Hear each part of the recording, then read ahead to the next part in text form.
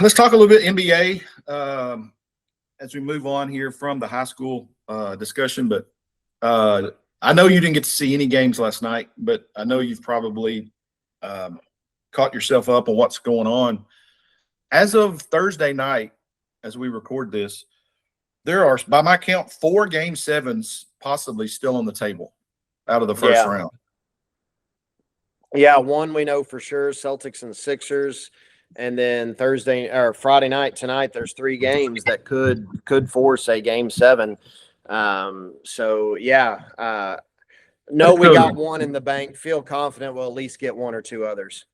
Yeah, I mean, is that if you're sitting in the NBA office right now looking at TV ratings, is that something that you're just giddy about?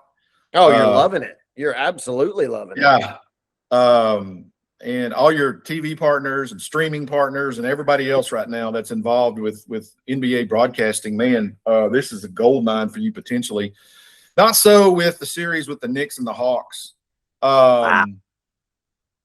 This one caught my attention. I was actually watching the hockey game between the Stars and the Wild. Of course, the Stars saw their season end, and we'll leave it at that. But as far as my hockey knowledge, kept seeing on Twitter every time I would refresh it, people were thinking, "Is this a joke? Is this a joke? Is this AI?" Because they would post the score of the game, and the thing that really caught my, and I believe this was at one point in the game, it showed a 71-22 score. And I was like, "There's no way that's real." And then you look at it, and it is absolutely real. As the Knicks put the kibosh on the Hawks, who you said was one of those little kind of sleeper teams to watch. They started off the series. They started off this series like gangbusters, and then something awakened in the Knicks, and they run away with a 51-point beatdown in Game 6 Thursday night. That really, honestly, does not appear to have been that close. No, it doesn't, and it's really curious when you look at least I think when you look at the Knicks, this was a team that was probably thinking, are we in trouble mode? They were down 2-1 to the Hawks going into a Game 4 in Atlanta. Boston was cruising over Philly. Now both those series is flipped. The Knicks won their series. Boston is facing a Game 7 against Philly and looking lost right now. And the Knicks are now, you wondered, are we going to get upset in the first round now? Are we going to host Game 1 in round 2? I mean, and to me, that wasn't even the craziest thing that happened last night, but it was a 50+ point beatdown that, you're right, wasn't even that close. Yeah, the Sixers staved off elimination. They beat Boston, of course, 106-93. So your Celtics are headed to a Game 7. And we all know what Game 7 means, man. I mean, anything can happen. That's right. Mano a mano, one game series. The Sixers got to feel pretty good about themselves, even having to go back to Boston for that one. Yeah, I would too. Kind of the big surprise to me, not so much in the final score or the final result of the series was but in the way that this Nuggets and Timberwolves series ended. Minnesota, of course, sends Denver packing 110-98. They win it in 6 games. But, man, Minnesota right now is down to literally 8 players on their playoff roster. 3 of their top scorers, of course, were not on the floor last night. And I saw this thing that came across last night, and it blows my mind.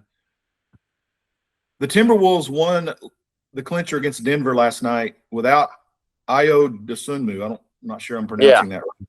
But he was averaging almost 22 points a game in the series. Of course, Anthony Edwards is out, and then Dante DiVincenzo is out. That makes them the first team in NBA history to win a playoff game while missing 3 or more players who were averaging 10+ points in the series. Yeah. I don't know that that's so much on Minnesota as if you're Denver, what are you asking yourself this morning? It is, but I'll tell you, we talked before the playoffs started. You said, who are some people outside the top 2 or 3 in each conference that you like? Minnesota, this is playoff Minnesota. This is a team that was in the Western Conference Finals each of the last 2 years, even if they weren't a particularly high seed. I think one year they were, one year they weren't. Yeah, the Spurs are going to be heavy favorites, and if Minnesota doesn't get anybody back, it's going to be really tough with the way the Spurs look. But you should never count them out.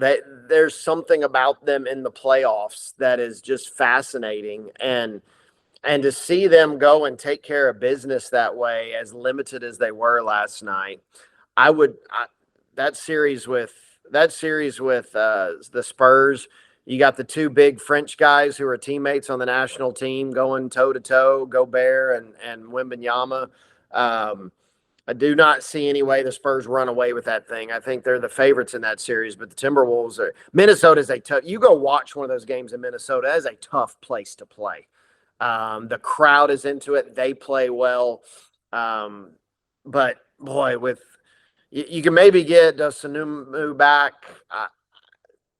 Edwards is still a while. DiVincenzo obviously out. It's going to be tough, but man, they are a playoff ready team, and they're scary in the postseason. Yeah, it's a tough day in Denver right now. And this is a mind-blowing stat to me, but Nikola Jokic has never beaten a team in the playoffs with more than 50 wins. Yeah. You know, a greater player, and we talked about it, how, you know, we believe that he is one of the, you know, greatest players certainly on the floor today. And there's going to come a time where we talk about him in historical terms. With a guy that's won 3 MVPs, I mean, you have to have him in that discussion, right? But that's a pretty telling stat right there. And I would have never known that, and considering he's also won a title, that he's not played or not beaten a team in postseason with at least 50 wins on the season. It's kind of a wild stat to me. Well, and some of that.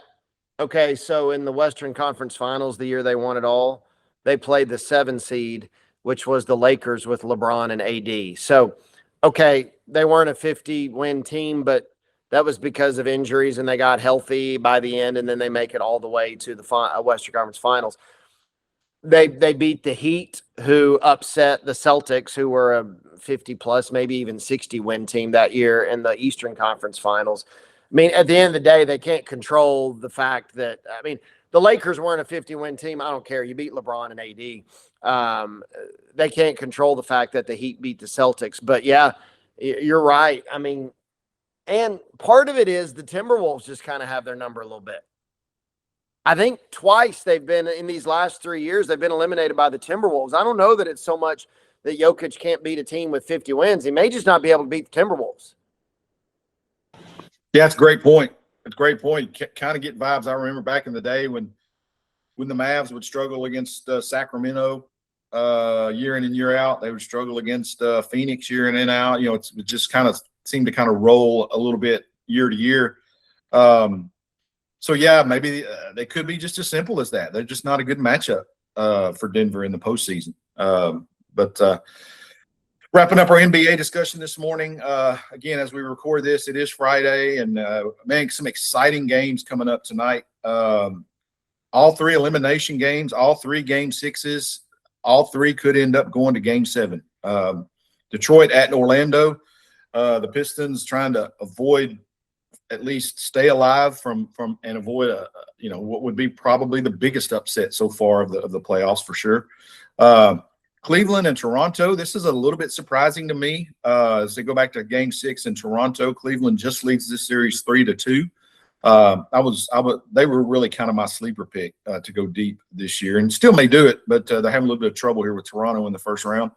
And then that Lakers-Rockets series, man. I mean, is it possible that the Lakers are going to blow this thing?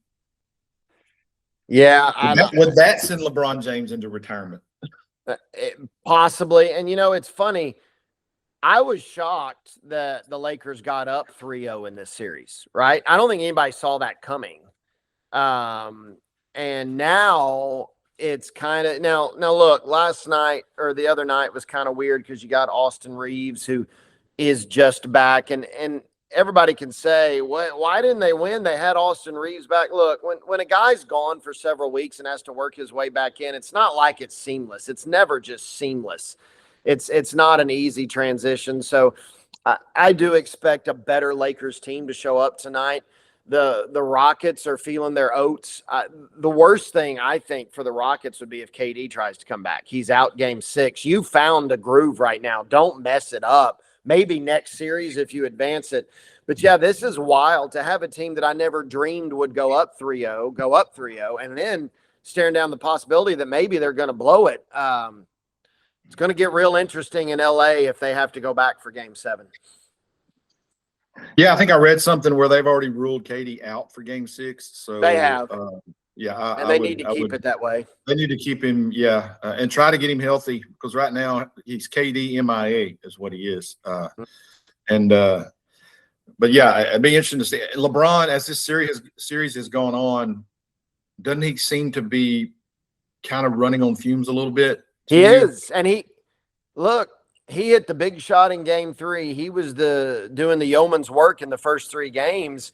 I mean, you kind of have to start deferring to Austin Reeves because you're 41 years old, and trying to grind this out. So I would expect LeBron is probably going to take it easy in this one as well, because I'm sure he's still a little bit worn out. And then if he has to give it all he's got in a game 7, he'll be ready for it. But yeah, this is it's make or break time right now, or at least getting there. Of course, it is for Houston. Yeah, They got to win the game.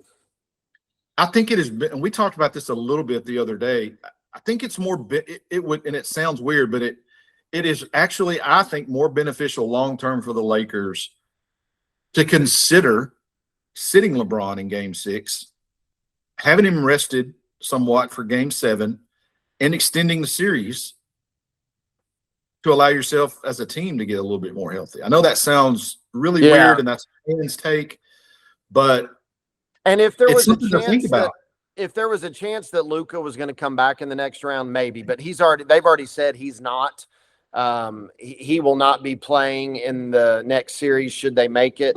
So I kind of feel like, you got to win this series. If you can win it tonight, great. But I don't expect LeBron to. Austin Reeves is going to have to come out and have a 30-point game, and guys like Ayton and Hachimura and Jackson Hayes, Luke Kennard, these guys are going to have to refine some of that magic they had in those first couple games to see if they're going to be able to do it tonight. Yeah, I'm no Lakers apologist. I don't want anyone to think I am, or even remotely a fan. It does kind of suck the way that this has kind of gone down for them here late in the season with losing Luka in particular. It would be very interesting to see the way LeBron's playing now with Luka added into that, fully healthy and being able to go into the playoffs like that. I think we're kind of getting cheated by not seeing that as fans.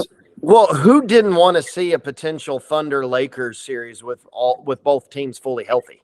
So yeah, we're absolutely going to get cheated of that for sure.